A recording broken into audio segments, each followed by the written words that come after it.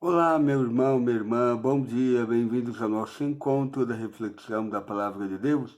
Hoje, terça-feira, dia 20 de julho da 16ª semana do Tempo Comum, e a primeira leitura de hoje, da liturgia da missa de hoje, é do livro do Êxodo, capítulo 14, do versículo 21, pego o capítulo 15 até o versículo 1.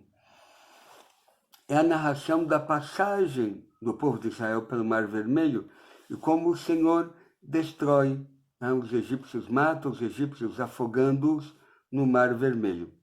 Aqui algumas coisas que temos que refletir e destacar um pouquinho. Primeiro, tem muita gente que sempre quando coloca em dúvida o que aconteceu ou não, se foi fato histórico ou não na Bíblia, sempre coloca isso do Mar Vermelho muitas vezes, não? Não, que é impossível, como pode ser isto, como se barra o curso do rio, olha, aqueles mesmos que reclamam que Deus, não, como dizer, ficam buscando razões científicas para provar que aquilo que está na Bíblia é apenas um exagero, uma maneira de linguagem, não? Ou seja, será que Deus não é capaz de dividir o mar para que o povo passe enxuto, agir de uma maneira extraordinária, na própria natureza, controlar, não, a própria natureza que ele criou?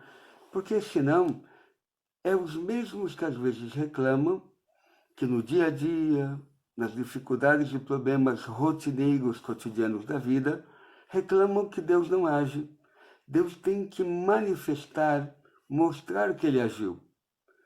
Mas se a gente coloca em dúvida o agir dele extraordinário na história, como foi o Mar Vermelho, como vamos acreditar quando ele agir na nossa história, nos acontecimentos corriqueiros pequenos do dia a dia? Então, a mesma fé que eu tenho que ter um Deus que age de maneira extraordinária, é a mesma fé que eu preciso ter para ver Deus agindo nas coisas simples da minha vida, mas que Deus age, me ajuda. Seja um problema grande, um mar imenso, inimigos que me perseguem para não e afogá-los no mar, ou problemas e combates simples da vida, e que podemos recorrer ao Senhor e Ele nos ajudará. Segunda coisa interessante em destacar, eu dizia ontem, Deus permitiu o endurecimento deste povo para ser glorificado em Faraó e no seu exército. E esse aqui é o extraordinário, porque o povo de Israel, termina a leitura, Israel viu os egípcios mortos na praia do mar, e a mão poderosa do Senhor agir contra eles. E o povo temeu o Senhor e teve fé no Senhor e em Moisés, seu servo. E eles vão cantar um cântico, terminará a leitura, glorificando, falando bem de Deus. Ou seja, Deus foi glorificado na dureza, no endurecimento do faraó, né, que perseguiu o povo até a sua própria morte, não? Mas aqui, que coisa, não basta que Deus no Egito tenha feito milagres, sinais, prodígios, não? Com aquilo que a gente chama das pragas, não? Das pragas do Egito. Não basta que Deus abra o mar para que o povo escape. Não. O maior, vamos dizer assim, o fato de Deus fazer milagres na minha vida, mas se Ele não destrói em mim o meu inimigo, o meu faraó, aquilo que me escraviza, sim, me dá saúde, me dá cura não sei o quê, me ajuda numa dificuldade familiar, no emprego, coisas boas. Deus faz sinais. Mas o verdadeiro sinal é que destruiu, como destruiu aqui para o povo de Israel, os seus inimigos, todos afogados. O sinal de verdade que Deus quer realizar em você e em mim é que destrói em nós o nosso inimigo, aquele que nos escraviza, o orgulho, a soberba, a avareza, a inveja, a luxúria, esses instrumentos, não? O demônio usa, eu diria, sugere a gente viver para si mesmo, escravo das nossas vontades. Enquanto eu não sou liberto, e como eu sei que fui liberto do meu faraó e das minhas escravidões, quando já não faço a minha vontade, mas faço a vontade de Deus. Posso morrer a mim mesmo pelo outro. Já não estou escravo do meu eu, das minhas paixões, das minhas vontades, mas fui libertado e sou livre para amar, sou livre para perdoar. Aquele que não é livre, ama-se a si mesmo, está escravo de si mesmo, dos seus projetos, da sua vontade, das suas paixões. Aquele que é livre, como Cristo, é livre até para dar a vida aos seus amigos, até pelos seus inimigos. Está livre, livre das paixões, livre das amarras que lhe impedem de fazer a vontade de Deus. Eu espero que de verdade o Senhor destrua na nossa vida o faraó. Sem isto, não tem como ir à terra prometida, porque depois da caminhada que o povo terá no deserto, eles já não terão mais faraó, que escraviza, que não, mas terão tentações, falta de pão, falta de água, etc. Ou seja, terão tentações, mas se eles confiam em Deus, verão que Deus ajuda. Como o povo murmura, reclama, endurece o coração, é complicado. Porém, no deserto, não é mais questão de ser escravo. Agora são livres. E eu espero que o Senhor de verdade, apesar das tentações, das dificuldades da vida, nos faça experimentar esta liberdade dos filhos de Deus. Ser livres para poder de verdade fazer o projeto de Deus, a vontade de Deus. Por isso, é o que diz um pouquinho o Evangelho de hoje. O Evangelho de hoje é do Evangelho de São Mateus, capítulo 12, do versículo 46 ao 50. Já escutamos este Evangelho, né?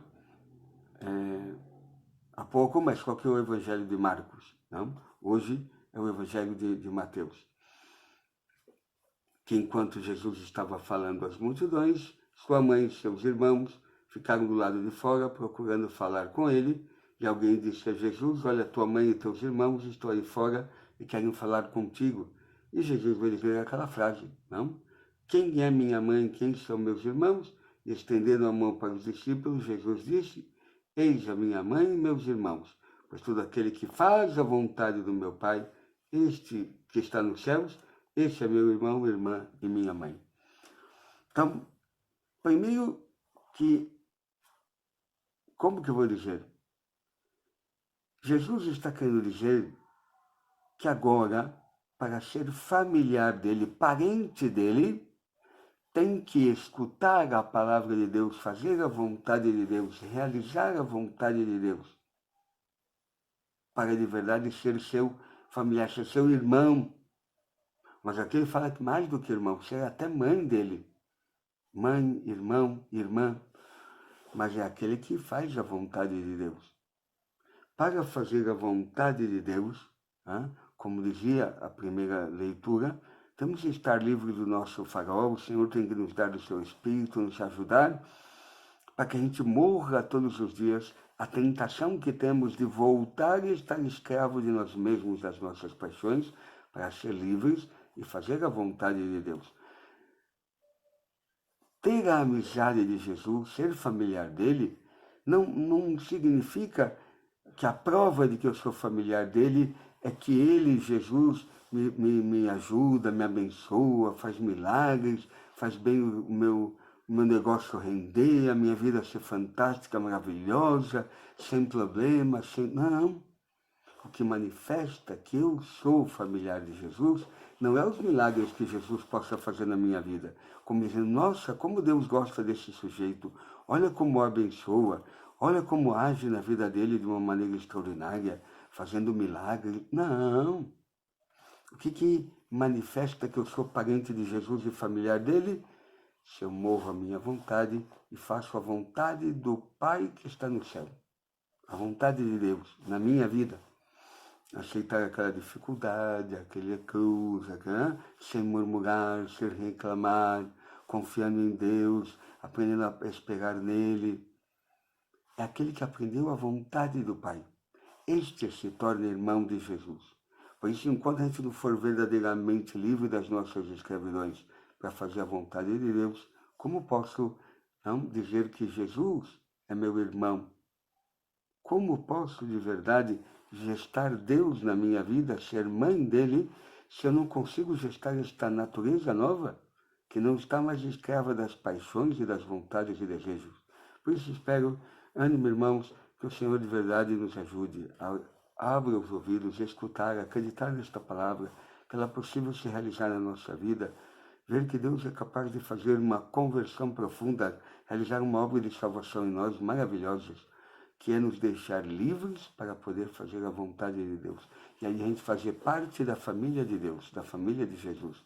Espero que o Senhor nos conceda neste dia esse mesmo Espírito para podermos ser chamados de verdade irmão, irmã e mãe de Jesus. Oremos. Bendito és tu, Pai Santo, pela tua bondade e pelo teu amor para conosco. Bendito és tu por esta palavra. Ajuda-nos de verdade a confiar em Ti, no Teu amor, na Tua obra de salvação que realizas no nosso meio e ver que Tu destróis os nossos faraós, os nossos escravidões, para sermos verdadeiramente livres e fazer a vontade do vosso Pai que está nos céus. Isso te pedimos por Teu Filho Jesus Cristo, que convosco vive e reina na unidade do Espírito Santo. Amém. O Senhor esteja convosco, Ele está no meio de nós. Abençoe-vos o Deus Todo-Poderoso, Ele que é o Pai, Filho e Espírito Santo.